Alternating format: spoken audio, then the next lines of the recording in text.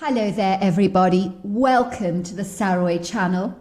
I'm so glad you've joined me this evening, and wherever you are in the world I send you loads and loads of love. It's so wonderful to come together on this beautiful evening and to share these amazing stories with you, and I have to tell you they are piling up. And it is amazing what is coming out of the woodwork.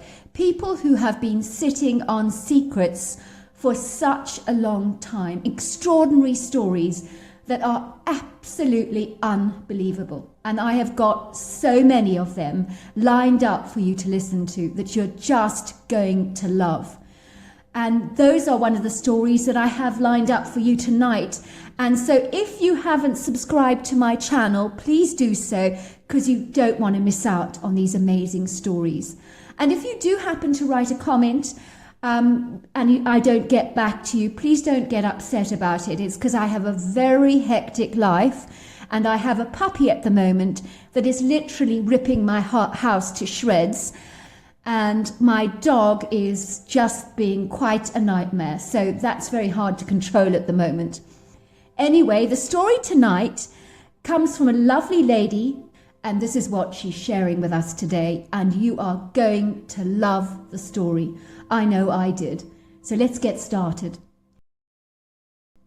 Dear Sarah, my name is Jeanette, and my Bigfoot encounter happened in the year 1987, somewhere here in North America, but I don't want to say exactly where. Let me tell you my story though, and how I came to encounter the hairy man, otherwise known as Sasquatch or Bigfoot. I grew up in a very abusive household. My mother was always high on drugs, and my father was a shameless alcoholic. I was an only child, and I grew up feeling ashamed of both of my parents. I'm afraid to say they were a huge embarrassment to me. I was frightened to tell anybody what was going on in my household, because I was so terrified that social services would get involved in my situation. And I truly did not fancy the idea of being one of those children that hopped from one foster home to another. I knew of situations like that, and they weren't good stories. I really believed that even though I was in a bad situation, if I went and lived in a foster home, I would be far worse off than with my dysfunctional parents. It was normal for me to come home to literally find my mother passed out on drugs, lying on the couch, completely spaced out in another world. And then my father I would find watching sports games on television in a drunken stupor. I remember that the living room became like a dumping ground for battered beer cans and leftover takeaways. It was disgusting. Sometimes I felt like I was the only adult in my house. With the money from my paper round, I would buy my own food and anything else that I might need. Otherwise, there was nothing in the house. My parents lived off state disability benefits, which they managed to claim, I don't know how, and most of these benefits were spent on alcohol and drugs. My mother was as skinny as a rake because she just took drugs and barely ever ate a thing. I sometimes wonder why she was still alive, because she was so emaciated and her skin was pale and pasty and grey, dulled by the substance abuse. She would have looked perfect playing a part on those zombie movies, because she looked just like one of them, so much so in fact that she could have been given the leading part. My dad was also extremely thin and emaciated, but his stomach was the size of a pregnant woman who was expecting triplets, because his liver was so badly inflamed, and he was already suffering from the early stages of cirrhosis of the liver. The side effects of this alcohol abuse made him aggressive and abusive, and sometimes even violent. And some of the nasty things he said to me are not repeatable to any of your listeners. When I would go home, I would go to my bedroom and lock the door behind me, because I wanted as little contact with my parents as possible. I would always look forward to going to school and would eagerly catch the earliest bus in the morning. I remember always dreading the school holidays, because it meant that I was shut in the house with two very insane parents that I hated being around. I adored my school friends, and I would dread coming home from school every single day. I would literally have to pace myself before I opened the front door, because I never knew what I would find. Maybe my mother would be wobbling around the house, speaking in a slurred voice, or she might even be dead. Nothing would have surprised me. I was the girl at school with the holes in my socks and wearing the faded dress that was way too short that I had outgrown a long time ago. Luckily, I had the nicest friends. They never commented about the state of my clothes or how old they were, nor did they ask me any awkward questions, but they would have been blind not to notice how impoverished I was. I envied my friends with their perfectly packed lunch boxes, their new-looking clothes, and their seemingly perfect lives. If I went to a friend's house for a birthday party or some other occasion, I was just so shocked how some people had the most wonderful lives, and parents who loved and adored them and looked out for their best interests. Sometimes my friends would be mad about being grounded or something, and I would think how lucky they were to have parents who truly loved them and enough to set boundaries. Mine never cared a jot about what I did. Even though I was sad about my plight, I did not allow it to get me down or to discourage me in any way. I tried to be as resourceful as I could to make money as a young girl by offering my services to neighbours in doing odd jobs like washing cars or weeding the garden or even painting something, which they would pay me for. I would never get any money from my parents. As for my family home, it was an embarrassment and a sight to behold. I think our nearest neighbour did not like living next door to our house because it was literally falling apart, with shabby, dirty curtains and threadbare furniture, and an overgrown garden that had not seen a lawnmower for years, while their gardens, by contrast, were beautifully manicured and maintained, with perfectly mown lawns and beds of beautiful blooming flowers. I could not wait until I finally was old enough to legally leave home and get a job all of my own to support myself. When that day did finally arrive and I got a job as a waitress at a restaurant in the town that was always so busy because the food was so delicious, and they were open until late in the evening, they made the best burgers in town and the most delicious smoked meat sandwiches you've ever tasted. I was so excited about my future prospects. I could not afford a place of my own, but I had learnt from a friend of mine of a house that had been recently abandoned for a pretty long while, and yet the good news was the power was still working, which was extraordinary. The house was fairly close to where I attended school, so everything looked pretty promising. I was so desperate to leave my home and all that unhappiness and desperate loneliness behind me that I had felt growing up. I decided that I would move into this abandoned house and clean it up as much as I possibly could until I could finally afford to rent out my own place. In other words, I was about to become a squatter, I suppose, a word I've never liked. I took a trip in a bus that stopped almost yards away from the abandoned house that I hadn't visited before. I had left a note for my parents telling them that I had left home for good and had no intention of coming back, and that I hoped they had great lives. I doubt that they would have even cared that I had left or even noticed that much for that matter. All I had with me was a bag of cleaning products, a little food, and a suitcase filled with second-hand clothing that I had recently bought from a thrift shop, which was a much better upgrade than any of my old clothes. When I arrived at the property, I was shocked by how overgrown it was. I wasn't expecting it to be this bad. It truly was a rambling thicket of vegetation that had definitely seen better days. There were lots of trees on the property that ended up becoming more uniform towards the northern side, looking like it bordered out into a larger wooded area. The surrounding valleys and countryside in the distance were all densely forested, and I knew that there were lakes, streams, and plentiful wildlife in the area, from white-tailed deers to hogs and the usual predators that you get in these parts. The house was a very long bungalow that was spacious, but a lot of the furniture had been removed, but there still were odds and ends lying around the place that had clearly belonged to the previous owner. The house was big enough for a whole family, but I just got the impression it had belonged to a single man, and I could not help wondering why he had left and abandoned this lovely home of his. I saw an old photograph of a gentleman in a frame that lay upside down on the floor, and I picked it up and looked at it, imagining that this was the man who had once owned the house. The picture was that of a handsome-looking man in his early 30s who appeared to be wearing tennis shoes and holding a racket in his hands. I really got the impression that he looked like a nice bloke who was a little bit on the shy side. The kitchen area was extremely impressive and looked almost new, with its fancy wooden cupboards, central island and fancy gas hob. When I went to the main room, where there was no furniture at all, as if the whole room had been cleared out completely, so much so in fact that I swear I could smell the telltale signs of heavy-duty cleaning materials that still lingered in the air. Suddenly I felt this awful sense of foreboding, and I just knew instinctively that something remarkably bad had happened here. But what it was, I couldn't say. Then I saw it. The very thing that confirmed my worst nightmare about this bedroom.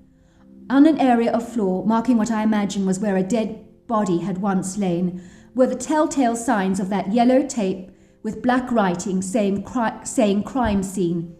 I could see what appeared to be an area on the wooden floor that almost looked like a stain from what may have been a decomposing body or maybe a blood stain of some kind. I did not know. I also found a piece of paper that may have been written by a medical examiner or a police officer lying on the floor.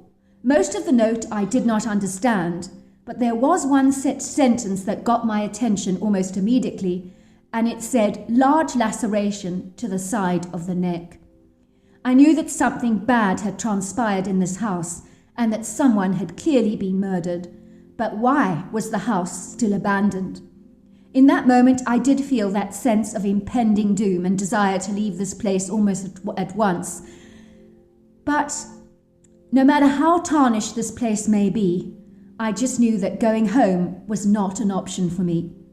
You would think I would just get back on the bus and go back home, but you would need to understand how desperate I was to get away from my awful parents. I had dreamt of this day for so long, and I was not about to give up on my dreams, not even now. Even though someone was murdered on this premises, nothing was going to stop me from making this a roof over my heads for the next few months, until I had saved enough money to rent out my own place. I just closed the crime scene room and decided never to venture in there ever again. But I spent the next few days cleaning the rest of the house. I scrubbed the whole place from top to bottom until my hands ached with pain. I cleaned windows and washed floors and hoovered carpets because the electrics were still working.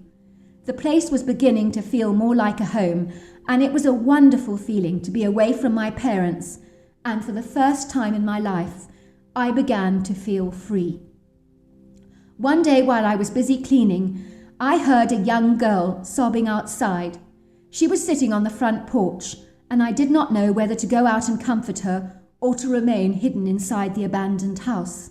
I had no idea who she was or what she was doing on the property, and I did wonder why she was crying. Eventually I decided to go out onto the wooden deck to comfort the girl who was sitting on one of the steps. "Are you all right?" I asked. "I just heard you crying." The girl looked startled. "Who are you?" she asked. "I suppose I'm what you might call a squatter," I said. "I'm kind of living here." "Are you kidding?" she said, wiping away her tears. "You do know what happened here." "Someone was murdered, you know." "Well," I said, "I did see some crime tape in the bedroom, so I guess someone had been found dead here." The girl looked at me with a puzzled expression on her face. "You would live in a place like this after knowing that someone was killed violently here?" she asked. I was surprised by my own frank response. "Well, I'm desperate," I exclaimed. "You must be," said the girl, looking at me startled. "You'd have to pay me to live in Uncle Matt's home after what happened to him." "Was this your Uncle Matt's home?" I asked in surprise. "Was it him who died in that room?" The girl nodded, and then she burst into uncontrollable sobs. "Get it all out," I said to her, cradling her into my arms and stroking her back. "Crying is the best way to heal," I told her. After the girl stopped sobbing, she looked up at me and said, "Why him of all people? He was the nicest person I have ever known. Who would want to do such an evil thing to him?" I saw his picture, I said. He looked like an incredibly nice guy. I found him, you know, said the girl. I always popped in to see him once or twice a week. The girl proceeded to tell me how the front door had been taken off its hinges, almost as if it had been yanked off by some violent force. The police have never seen anything like this before, she exclaimed. They said the break-ins do not happen like this. She proceeded to tell me how she knew when she saw the front door on the ground that something quite dreadful had happened to her uncle. He had only been dead for 4 hours when I found him, but the smell in that room was intolerable. I never knew a dead body could smell like a skunk. It was disgusting. Anyway, she continued, I rushed into his room and he was lying on the ground, motionless. I knew he was dead. His neck was broken with a huge gash on the side. Wow, I said, that's terrible. I'm so sorry for your loss. I came here today, said the girl, to make sense of everything, and of course to remember him, to be close to him, because this is where I spent time with him. Of course you did, I said. I'll get out of your way. Please don't, the girl begged. It's good to talk to someone about this. Did your uncle say anything about any enemies? I asked her curiously. Maybe someone who wanted to do him grievous bodily harm? Can I tell you something weird, she said. In the strictest of confidence, of course. Of course, I said. Go on. I'm all ears. Well, I don't know how to say this, and I know it's going to sound very strange, but it's really true. There was this very large man on the property once. I was with my uncle when I saw him. We both actually saw him. The only thing about him was that he was much bigger than a man would be. I've never seen a man that big. And he was covered with short black hair. We both saw him watching us from the tree line over there, and he was like a savage. He looked menacing and very scary, you know, like an apex predator. He had this strange conical head and very long arms compared to ours. He also thumped his chest in front of us very aggressively, as if to tell us, you know, I'm boss, not you. And he made this deep guttural sound, which was the most terrifying sound that either my uncle and I had ever heard. Did you tell the police about this? I asked. I tried to, but when I did, they just laughed at me, as if they thought I was making it all up. I want to find the killer as much as they do, but they didn't take me seriously at all. Oh dear, I said, that's terrible. Did you ever see the big hairy man again? I asked. No, but my uncle saw him from time to time, and he said things were getting seriously out of hand with the creature. He said that horrible hairy man had been banging his house and even throwing boulders at his front door and got him feeling incredibly intimidated. Are you sure about this? I asked in horror, wondering whether squatting at this property was such a good idea after all.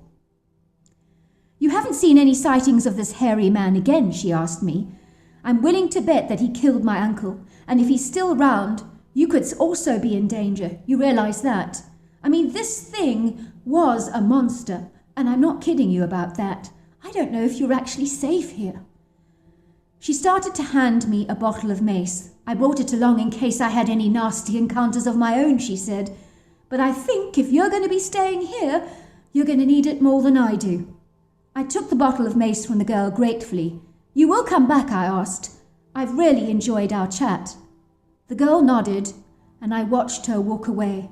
What an extraordinary story, I thought. 3 weeks passed by in the abandoned house, and I was thrilled that the electric still had not been cut off. It was wonderful leaving my parents and living all on my own.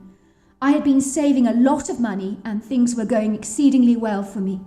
Every night after my waitressing stint, I would return home at about 12 o'clock and was given a lift by one of the waitresses that worked with me, who had her own car. One evening as I returned to the abandoned house, I sensed that something was watching me, and whatever it was incredibly unsettling. Suddenly I detected a movement in the brush of this dark, shadowy form with bright red eyes, at least 7 feet off the ground. I ran into the house and immediately bolted the doors and windows from the inside. Luckily, even the keys of the house were lying around, and the front door had long since been fixed, so at least I knew I was safely secure on the inside of the house. The thing, whatever it was, came thundering through the tree line like a bulldozer, and I could hear his heavy feet walking across the roof. He was making the most horrendous growls that were so terrifying I nearly jumped through my skin. My heart was pounding, and I could do nothing to call for help because there were no phones on the property, and in those days we didn't have cell phones accessible to us. I've never felt so vulnerable and so afraid in all of my life, and I could hear this thing banging and pounding the front door, and suddenly I heard the hinge breaking, and I knew that this thing was after me. He would be in the house in seconds, and I knew I was in grave danger of losing my life. I remember that there was a bathroom window in the back that I believed I was slim enough to slide through, and so that is what I did. It is amazing what you can do when you are in grave danger. I suddenly heard the front door breaking off its hinges, and by that time I'd slipped out of the house as quietly as I could. I ran into the main road, and I was fortunate enough to flag down a passing driver, which was a miracle because it was about 2 o'clock in the morning, and there were not many drivers out on the roads that late at night. The stranger asked me no awkward questions and proceeded to drop me at my parents' house. I kid you not, when I walked back into my family home, my parents barely acknowledged me, barely asked where I'd been, and did not even realize, I think, that I'd been living away from that home for several weeks. I never even returned to the abandoned house ever again, nor did I ever see the lovely niece of the deceased Uncle Matt. I had left all my minimal belongings in the house, including all my savings, but I knew I would never go back to get them. I am convinced that it was that creature killed the owner of the abandoned house, which I believe was a territorial Bigfoot who did not want anyone on the property. When he got a whiff of my presence, he was after me too, and I have no doubt that he would have killed me if he had got hold of me. I was so lucky to escape with my life, and for that I am truly grateful. It took me 2 long years to finally move out of my parents' house, but eventually within months of each other, they both died because of their addictive behaviours. My mother died of substance overdose, and my father eventually succumbed to cirrhosis of the liver. I'm happily married now with children of my own, and I truly cannot understand why my parents were so irresponsible and so incredibly uncaring. But I have forgiven them, as I have that hairy man, for attempting to harm me, because in my experience, carrying grudges can poison you very much and cause you too much grief in your own life. And I wanted to move on from all of that. So there you are. That's my story. Jeanette, I know that this is a very hard story for you have to shared with anyone tonight. I cannot imagine what it must have been to actually move into a crime scene home and consider that preferable where someone's being murdered than staying with your own parents. And I just thank you so much also for having the incredible courage to send us this amazing story that really tugs at the heartstrings. Until next time, goodbye and good night.